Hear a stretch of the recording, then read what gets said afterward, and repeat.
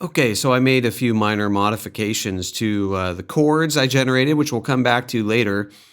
But now I want to use this wavetable to make another sort of monophonic melody here. Let's just dive in to the shape generator. And so this allows us to draw a shape of notes within a range here. C3 to C5 seems appropriate. I want it to be a sort of higher end lead type of sound. They'll be generated at the rate specified here. So by default, the grid will be whatever the grid happens to be.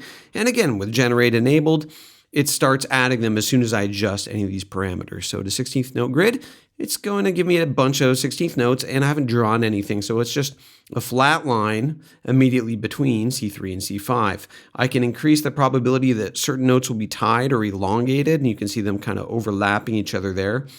And I can reduce the density. So now certain notes are going to be skipped and they will be replaced with empty spaces, also known as rests. Okay, so if I want a less busy pattern, I can reduce the density, and jitter is going to move some of the notes up or down from the currently drawn pitch within the selected scale and key, and of course within the selected minimum and maximum ranges. Now, why would you want to draw a flat line like this? Well, you probably wouldn't. So let's start drawing some shapes in here. Oh yeah, look at them move up and down. And you can kind of do this with the draw tool in the MIDI clip editor, you might be thinking.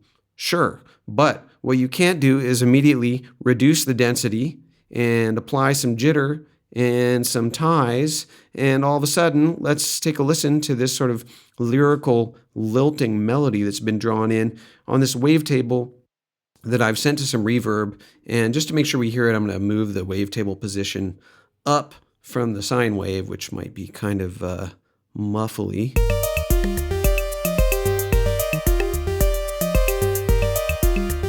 I mean, it's not perfect, but it's definitely a great starting point for something. Again, so I'm going to duplicate this clip and just mute some of these and move these over.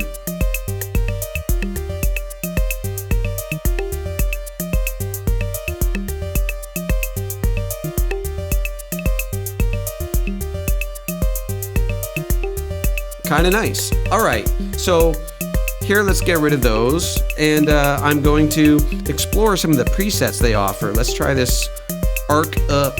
Okay, nice, nice.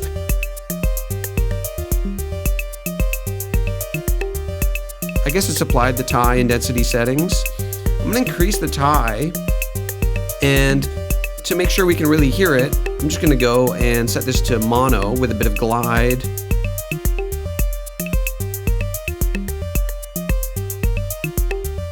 So now we're starting to maybe hear a little bit. Oh, we're still on the old clip there. So I'm just going to, with all of them selected, drag them slightly longer. Oh yeah, now we're hearing that glide.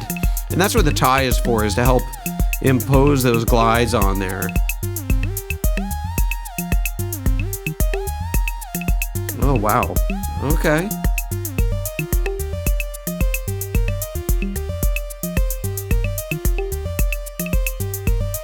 Little busy, so I'm going to duplicate that first one, and hey, you know what we do if it's too busy? You know, we just drag that chance down a little bit.